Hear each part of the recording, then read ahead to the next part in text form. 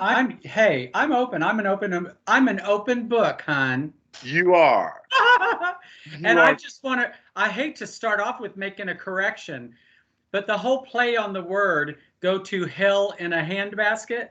Yes. It's Helena. It's not Helena. Thank you. I get that all the time. I get Helena. I get Helena. It's just Helena. Helena. I knew that.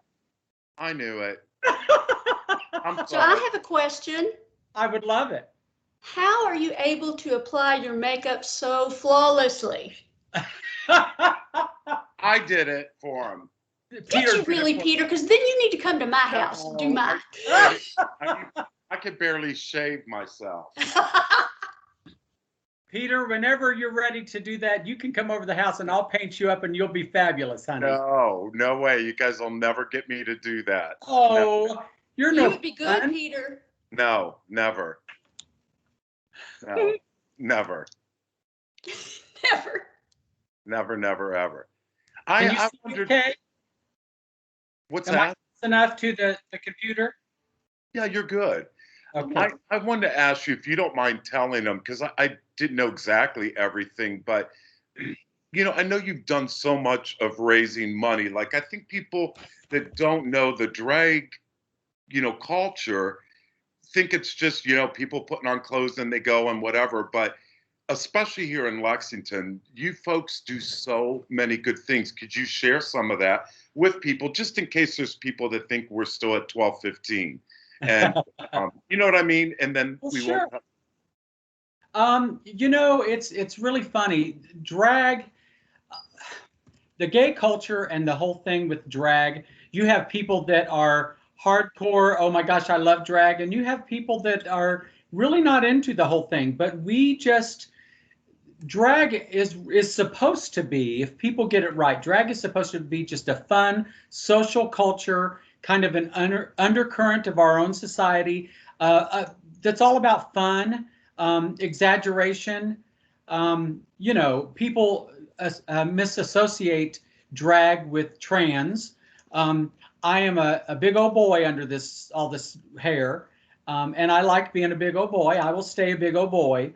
So Helena is the character that I play, but it's we can dress up and pretend and get in all this garb, and then we can do it not just to have a good time, but we can make a difference in the world. And so years ago, I guess as far back as as I don't even know how far back it goes as far as the charity part of drag, but I know it started in San Francisco even before the 50s, like the 30s and 40s.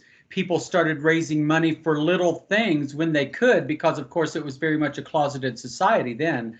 And as drag and the gay culture became more out, so to speak, then drag queens have stepped up from the very beginning and tried to make a difference and show them that $1 at a time we can change the world. And we do change the world. We feed people.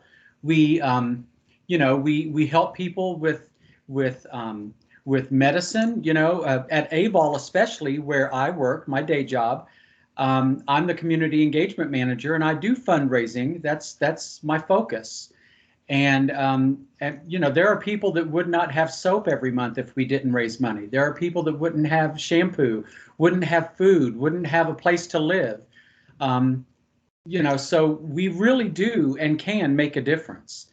And I'm kind of proud to be part of that society, part of that little clique of drag queens. So I love it. Well, and I think for me, knowing, because I didn't know how many of you knew that it's just like you said, it's just not a dress up fun thing. I mean, that's a big part of it. But being part of the community in any bigger city, Lexington or wherever you're at, it's amazing to me what great causes that you all take on. You really do, and raise money for kids and school stuff and just all of these things, like you said, food and, medications and all of that. And I don't know, it humbles me, Well, and we do it for humane societies.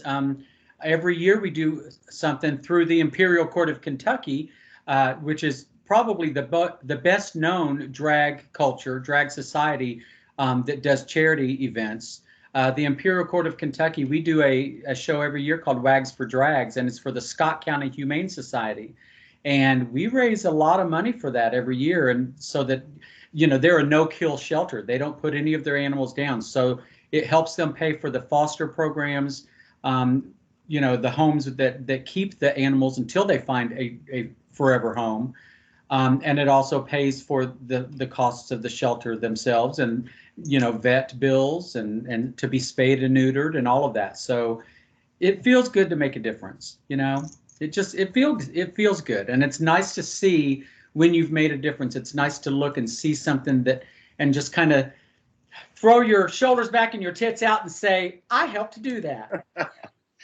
Yeah, no, it's true. And also, I think about, it was right before COVID hit, and Crossings in Lexington here will take on, they had something, it was called what was it called? Cherry Pop.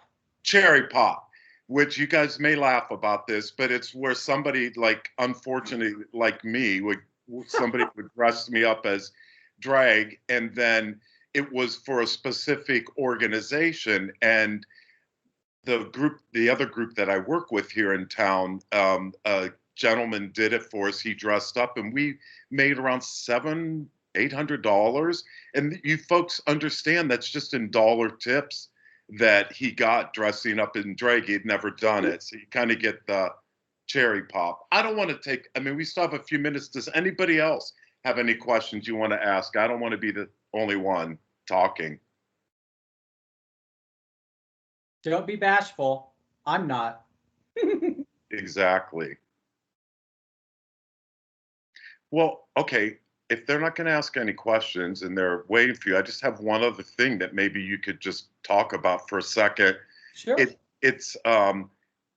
It goes more towards Abel, and I apologize, but I think it's really awesome that, it takes a little from your drag here, but I know you know. Am I correct in that they're building a retirement type thing? Let me tell you, first of all, Peter, don't ever apologize for asking about Aval. It's something I'm very passionate about. Whether Anthony or Helena is what you see, we are both very passionate about Aval and all that we get to do in the community. We are so fortunate and so excited to be announcing, and we're going to be having a groundbreaking soon. We have acquired a property, and Winterwood Properties is building something that we're calling Stonewall Terrace. And it's going to be a housing facility apartment facility for people who are medically vulnerable. So that can be senior LGBTQ, that can be people living with HIV. We're actually still even continuing to define just what that means. But it's not going to be specifically for only people with HIV, and it's not going to be specifically only for older people. It's going to be a community. We're building a community of people that are going to kind of be there and help each other and learn to live and just be together. It's really exciting. I'm just, like I said, I'm kind of one of the fundraisers, but John Parker has really gone to bat for this. It's an idea that he had a few years back. That's the executive director of ABAL. He had this idea a few years back, and it was kind of a pipe dream. And then in talking to the right people, this person got interested, then this group got interested, and then now here we are a couple years later, and we're going to have a groundbreaking in April, I believe. So it's going to be exciting. And yes, we started 31 years ago, AVAL did, as just a group of people sitting around a kitchen table who decided that too many people were dying of AIDS. And some of them were dying alone, some of them were dying hungry, some of them, they wouldn't be found in their apartment for days and sometimes weeks because no one was checking on them. And so it started as a group that helped people die with dignity. We didn't want anyone to be alone or hungry. Fast forward 31 years later, and we're building housing complexes, and we're helping people not just stay alive but thrive in their lives, living with HIV. So it's an exciting time. It's not the death sentence that it once was. So it's a good time to be part of AVOL. And for those of you that are watching and listening to this, although COVID has kind of shut down our volunteer program temporarily, very soon we're going to be at a place where we're going to be able to accept volunteers, and there's always something, whether it be, deliver. We have we have shows where we collect children's school supplies. So delivering those things, there's always something to do, whether it's filing, whether it's licking a stamp or licking an envelope and stuffing a letter in an envelope. There's always something to do. So for those of you that want to volunteer, write this down. I'm going to give you my email address. It's Anthony, that's ANTHONY, S as in Sam, Anthony S at, and it's AVOLKY, that's avolkentucky.org. Anthony S, avolky.org. And I would love for you to email me and tell me if you're interested in volunteering. We'll set you up as soon as we're allowed to open the office back up. And it's Helena. No, it's Helena. Helena! I know, I'm joking. I'm trying to get you laughing here. I know it's Helena Handbasket. And I've got to always tease you when I see you. But all right. Love it. So why don't we move on? And then if at the end anybody has any questions, and I also want to just remind everybody in here in the chat box, there's also a link for an evaluation, and we would greatly appreciate if you would do it. We really would. So I'm going to leave it all to you. You are in the spotlight. Take us away.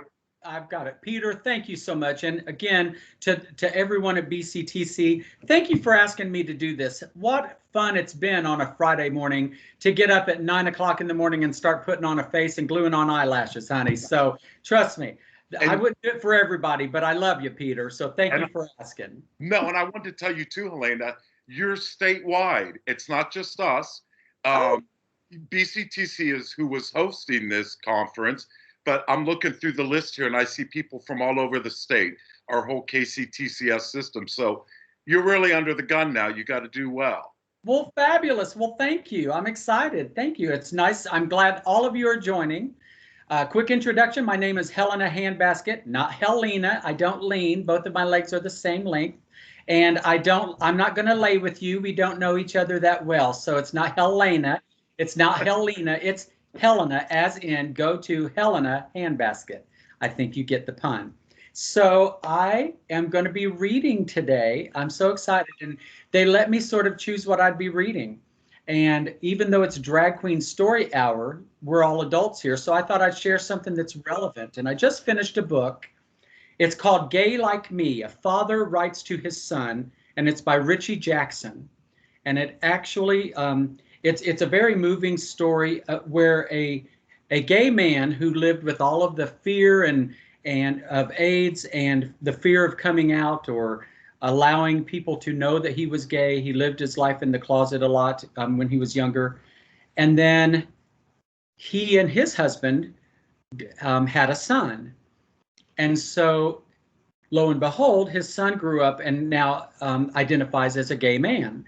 And he was going off to college, and he writes this book as a love letter to his son, saying, here's some of the things that you need to watch out for and be aware of, because you were raised in a completely affirming situation and household, but society, all of society is not there yet. So there are still things that you need to be aware of and protect yourself from.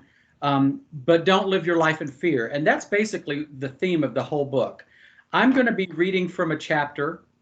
Let me go find it here. It's called, I'm sorry, were you saying something? Oh, I heard somebody. Mute your computer if you're not doing it. It's called Dive Heart First. And then we'll see how much time we have. We might read an excerpt from Coming Out is Every Day. Those are the 2 chapters that I've selected. So they're short chapters, but if we run out of time, I might not get to all of it. But dive heart first. Are you ready? Yes. Okay. Here we go. Mama's going to read to you. And they call me Mama because, you know, I'm older than most of the queens in the show. And besides, my Mama was my favorite person, and she didn't take any crap off anybody, and I don't either. So there you go. People call me Mama, and you can too. So dive heart first from Gay Like Me. The advice I have always given to you is be ambitious in your personal life. There are going to be plenty of people in your life who push you to work hours longer than the normal workday, expecting you to overextend yourself, and situations that pressure you to concentrate on your career. Some of that pressure may likely be self-imposed as you focus on your pursuits and goals, but only you can prioritize your heart and ensure that you work to nurture it. Your well cared for heart will be evident to all, opening you to those who will add promise and purpose to your life. The noblest ambition is to love someone. Long-lasting and serious relationships are not heteronormative, but they are still not a predetermined destination for us. Nobody is grooming us to be grooms. Committed relationships and marriage are not necessarily the natural progression in the LGBTQ community. Because being gay doesn't conform, it's easy to extend that nonconformity to your social life. Many in our community forego marriage for many reasons, in favor of relationships with no expectations, no commitments, no strings attached. But don't be afraid of strings.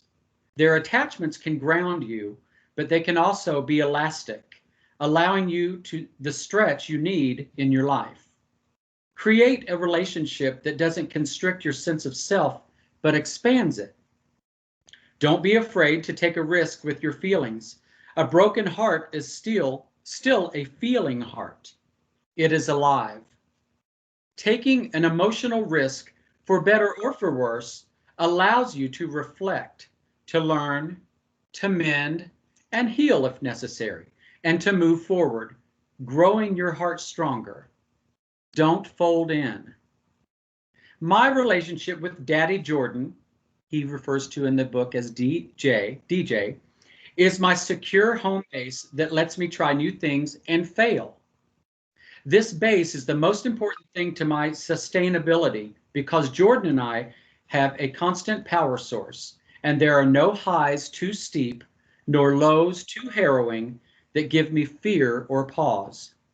This freedom takes away any desperation to succeed and releases me from being concerned with anyone's approval of me or of my family.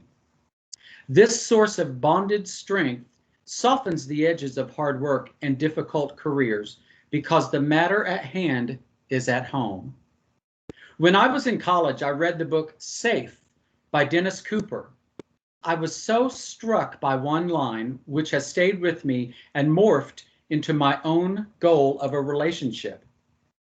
Even when loved so intently, I don't have to think about concepts like love any longer. But as I learned and evolved and met Jordan, I realized that point of view was wrong for me. I think about my love for Jordan every day. I don't just honor and cherish it, I cultivate it and invest in it and rely on it. Why do we only have mentors for our careers? I'm calling it. Find mentors for the type of relationship you want. Grandma and Grandpa have been married for 65 years, and we each can learn a lot from how they achieved such a remarkable union. Ask the people in relationships you admire how they make it work. Clock when you are with couples whose every conversation is a competition, or the ones who bicker for sport. Discover how people emotionally support each other in a sustained way. Make relationship goals just as you would career goals. I never understand people who say, I'm not looking for a relationship. If it happens, It happens. We get educated for our work lives and take internships at companies we aspire to be a part of. But we don't put in the same effort to be ready to find the person we will spend our lives with and create a family.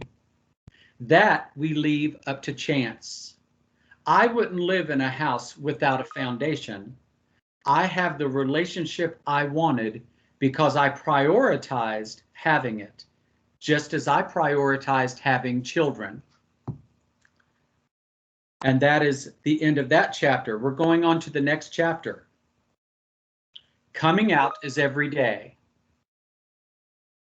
Our double vision requires that we have eyes in the back of our head. Part of the exhausting, scary duality of being gay American is that while being out, being yourself, living your life in pursuit of happiness, you are never fully at liberty to relax. You always have to be on your guard. You had little struggle coming out, and you have gay parents. But ironically, your advantages have left you at a disadvantage.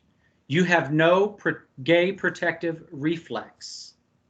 This will be the first time you don't live at home. Your first time without a curfew. This won't be like when you were 11 years old and we let you walk home alone in New York City for the first time. I can't surreptitiously trail you as I did that day.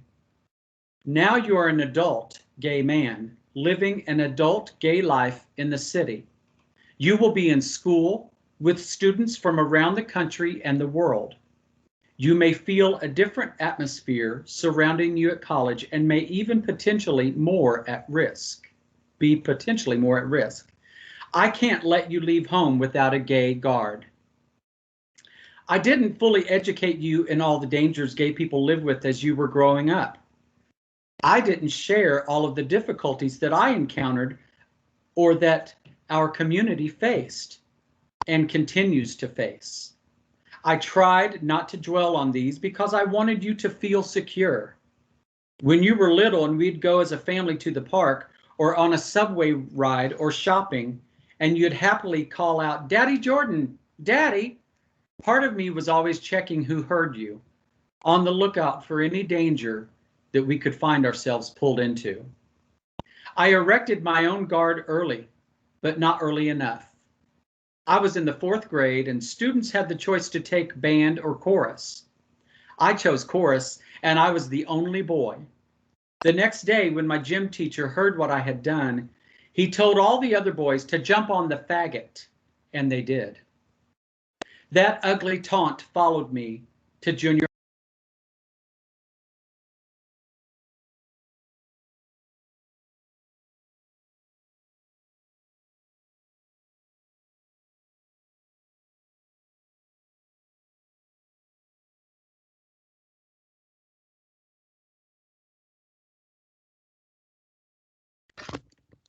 Anthony, you are muted. Helena, you're muted.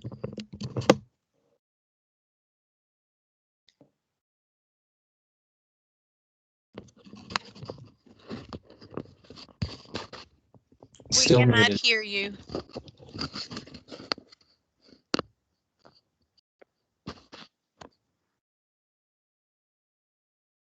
Can you hear me now? Yes, thank you. Oh my goodness, I'm sorry. I don't know how much you missed. How long have I been muted? Just a couple of seconds, not too long. Okay, that's weird. The last thing you said, Helena, the last thing you said was that label taunted and followed you all through school. Thank You you. had gotten just past the horrible gym teacher. Okay, thank you so much. I don't know how that happened, so let me know if it happens again. Thank you. Okay, let me see here, right there. Okay. So that ugly taunt followed me to junior high school when my classmates found out I was taking dance lessons and labeled me ballet fag. I was taking tap, not ballet. Ever since then, I consciously protected myself. I used to imagine that I had an invisible moat around me that no one could ever get over unless I lowered the drawbridge. As I got older, the moat disappeared, but my defenses only grew stronger. During my entire adult gay life, I never let down my guard, not once. You aren't even aware that I have one, but it has been essential to keep me safe and, more important, to protect my precious family. As gay dads, we wanted you to feel secure growing up and to understand that our family was just like those of your friends. Providing you with that sense of security may have left you vulnerable. For example, you never knew that before each of our memorable family vacations, we made sure that the city, state, country, airline, and accommodations were safe for our family, or that we always carried your birth certificate in case our parenthood was ever challenged at an airport or worse, at a local hospital. Similarly, you won't be able to hop on a spring break adventure with friends without first considering your safety and assessing the itinerary for a welcoming environment. A year after our wedding, a man was verbally assaulted and shot to death for being gay just a few blocks from our home. Pop, who had walked Jordan down the aisle to me, called us to tell us not to hold hands outside. Even legally married, we couldn't let up our vigilance. We are legal, but not safe. It was my gay guard that protected you when your therapist gave me the same advice. She said she gives parents of straight teens who are dating. I should not let you close your bedroom door and be alone with your boyfriend. I told her it wasn't the same with straight teens and had to explain that two boys can't sit on a park bench and kiss. They could be beaten up or worse. So the safest place for you was at home. You are out, but you are not done coming out. Coming out never ends. It's every day, numerous times a day, and each presents a critical decision often needed to be made in a split second as to your safety and to the consequences, the price, and the gain of that decision. Keeping yourself safe is paramount, and as a gay person, you will always need to be aware of where you are and who is around you. There will be many encounters when you'll have to decide whether to reveal yourself.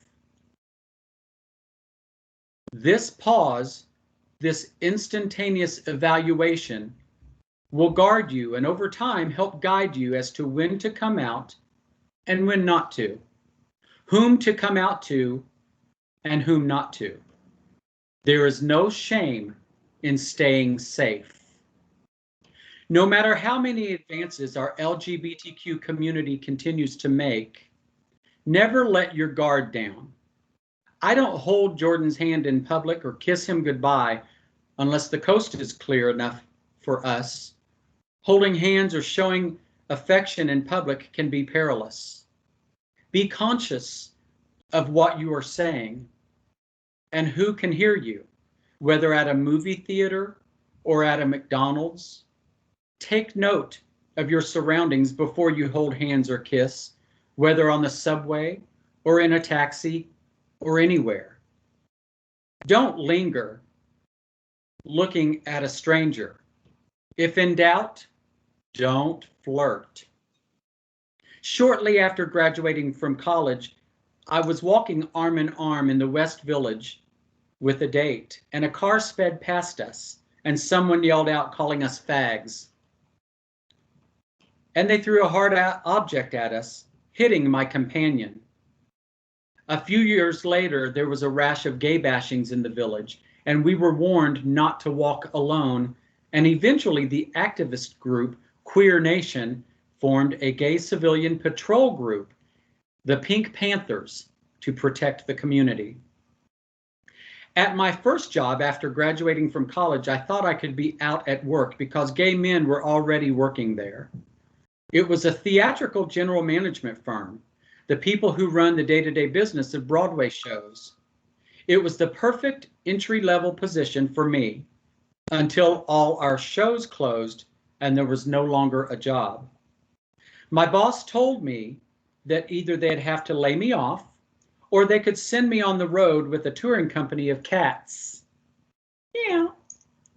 I didn't have any other job prospects and no money to fall back on, but I turned him down. I could have just said, I can't leave New York, or touring doesn't interest me. Instead, I shared the true reason. I just started dating BD and don't want to leave New York. My boss said, you can't make your whole life about being gay.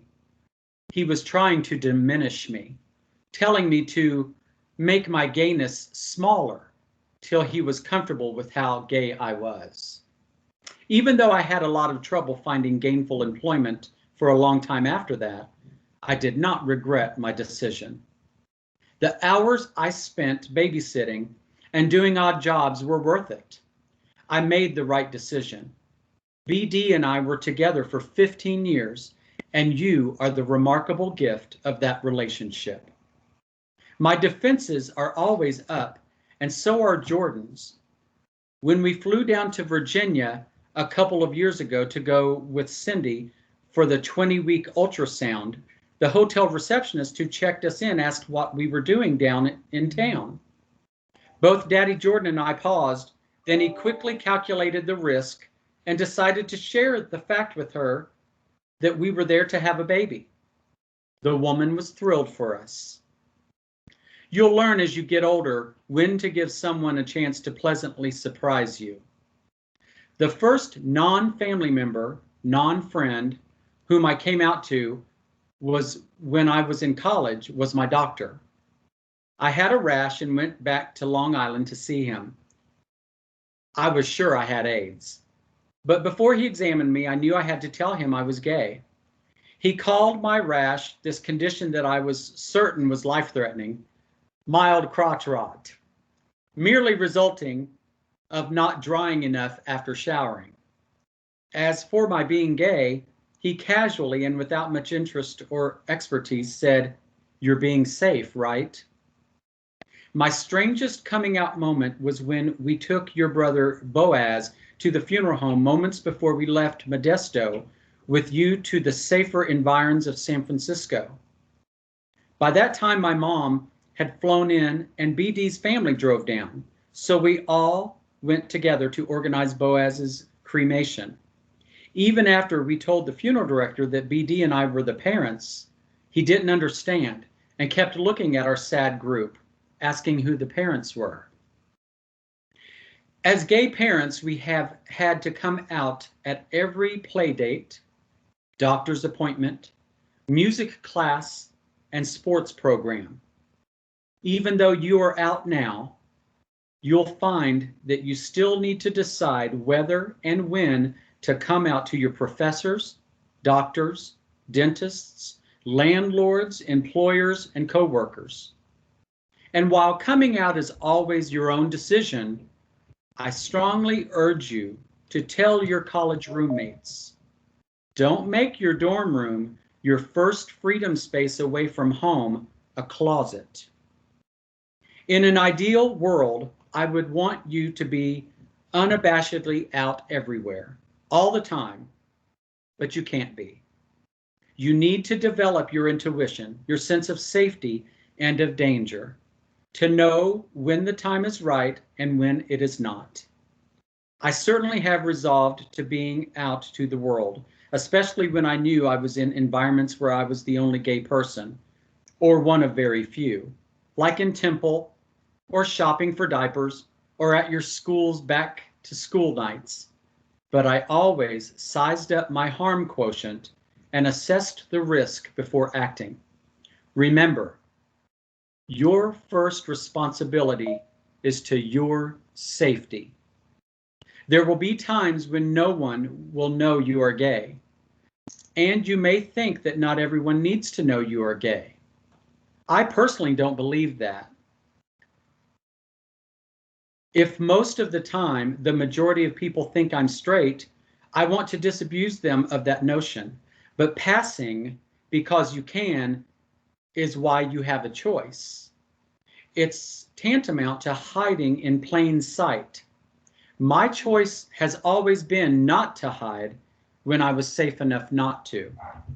Not all in our community can do that. The bravest among us cannot pass. All perceived reasons that someone is gay or different that have so many of us living in crushing fear every day makes my passing unacceptable.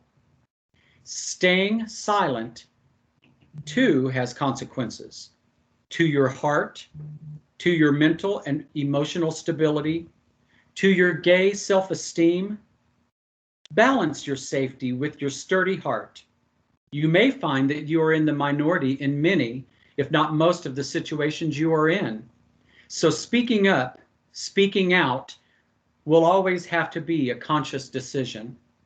It is not enough to let people assume what they want, because usually they will assume you're straight, and voila, you've magically passed. But passing is not emotionally sustainable. Being safe enough to be out is a privilege and a responsibility.